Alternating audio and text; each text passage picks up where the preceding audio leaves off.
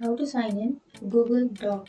So if you want to sign into your Google Doc or your Google Documents, then first of all open up a browser and then search for Google Doc, and after searching here you will have this on the first search, right?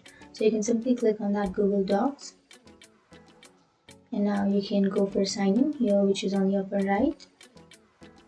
So to sign in you can click on next. So if you have already logged in your Google account on your browser, then you don't need to enter your email address again. You just need to enter your password of your Google account. And then if you forgot your password of your Google account, then here you will have forgot password. You can simply click on that and then you can reset or recover it.